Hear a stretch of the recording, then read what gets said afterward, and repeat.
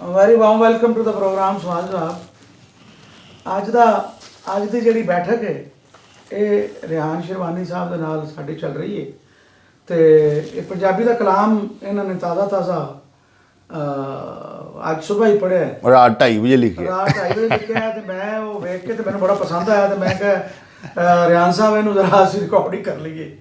ਤੇ ਉਹ ਕਲਾਮ ਕੁਝ ਇਸ ਤਰ੍ਹਾਂ ਹੈ ਕਿ ਅੱਜ ਦੇ ਜਿਹੜੇ ਹਾਲਾਤ ਹਾਜ਼ਰਾ ਦੇ ਉੱਤੇ ਚੱਲ ਰਿਹਾ ਮਾਮਲਾਤ ਸਾਰੇ ਜ਼ਿੰਦਗੀ ਦੇ ਕਿ ਅੱਜ ਕੀ ਹੋ ਰਿਹਾ ਸਾਡੇ ਆਸੇ ਪਾਸੇ ਕਿ ਅਸੀਂ ਖਾਮਖਾਹ ਦੇ ਜਾਲੀ ਮਾਮਲਾਤ ਚਲਾਏ ਨੇ।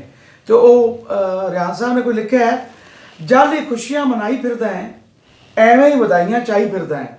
ਤੇ ਹੁਣ ਬਾਕੀ ਦਾ ਕਲਾਮ ਇਹਨਾਂ ਦੇ ਕੋਲੋਂ ਸੁਣਦੇ ਆ ਤਾਂ ਕਿ ਮਜ਼ਾ ਕਰਕਰਾ ਨਹੀਂ ਕਰਨਾ ਕਲਾਮ ਦਾ। ਤੇ ਲਓ ਰਿਆਨ ਸਾਹਿਬ ਹੁਣ ਤੁਸੀਂ ਸਾਨੂੰ ਸੁਣਾਓ ਕਿ ਅੱਗੇ ਕੀ ਹੈ।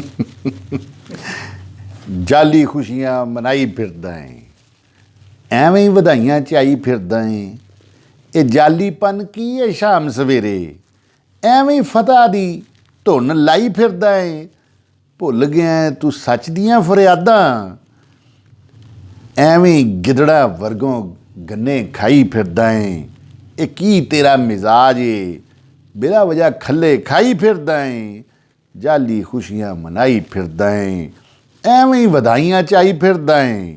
ਇਹ ਜਾਲੀਪਨ ਕੀ ਹੈ ਸ਼ਾਮ ਸਵੇਰੇ, ਐਵੇਂ ਹੀ ਫਤਿਹ ਦੀ ਧੁੰਡ ਲਾਈ ਫਿਰਦਾ ਹੈ। ਭੁੱਲ ਗਿਆ ਤੂੰ ਸੱਚ ਦੀਆਂ ਫਰਿਆਦਾਂ, ਐਵੇਂ ਹੀ ਗਿੱਦੜਾ ਵਰਗੋਂ ਗੰਨੇ ਖਾਈ ਫਿਰਦਾ ਹੈ। ਐਵੇਂ ਹੀ ਗਿੱਦੜਾ ਵਰਗੋਂ ਗੰਨੇ ਖਾਈ ਫਿਰਦਾ ਹੈ। ਐਵੇਂ ਹੀ ਗਿੱਦੜਾ ਵਰਗੋਂ ਗੰਨੇ ਖਾਈ ਫਿਰਦਾ ਹੈ। ਇਹ ਸਾਮੀਨ ਤੇ ਨਾਜ਼ਰੀਨ ਹੈ ਜਿਹੜਾ ਹੈ ਨਾ ਐਵੇਂ ਗਿੱਦੜਾ ਵਾਂਗੂ ਗੰਨੇ ਖਾਈ ਫਿਰਦਾ ਹੈ।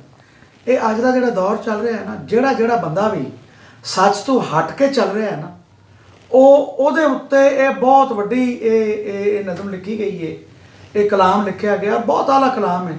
ਇਹਦੇ ਵਿੱਚ ਇਹ ਹੈ ਕਿ ਅੱਜ ਦਾ ਬੜੀ ਡੈਪਥ 'ਚ ਜਾ ਕੇ ਗੱਲ ਕੀਤੀ ਗਈ ਹੈ ਤੇ ਸਮਝਣ ਵਾਲਿਆਂ ਵਾਸਤੇ। ਸੁਹੇਲ ਸਾਹਿਬ ਮੈਨੂੰ ਇੱਕ ਦੋ ਵਾਰ ਫੇਰ ਥੋੜ੍ਹਾ ਜਿਹਾ ਪੜ੍ਹ ਲੈਣ ਦਿਓ। ਜਾਲੀ ਖੁਸ਼ੀਆਂ ਮਨਾਈ ਫਿਰਦਾ ਹੈ, ਐਵੇਂ ਹੀ ਵਧਾਈਆਂ ਚਾਈ ਫਿਰਦਾ ਹੈ। ਇਹ ਜਾਲੀਪਨ ਕੀ ਏ ਸ਼ਾਮ ਸਵੇਰੇ, ਐਵੇਂ ਹੀ ਫਤਿਹ ਦੀ ਧੁਨ ਲਾਈ ਫਿਰਦਾ ਹੈ। ਭੁੱਲ ਗਿਆ ਤੂੰ ਸੱਚ ਫਰਿਆਦਾਂ, ਐਵੇਂ ਹੀ ਗਿੱਦੜਾ ਵਾਂਗੋਂ ਗੰਨੇ ਖਾਈ ਫਿਰਦਾ ਹੈ।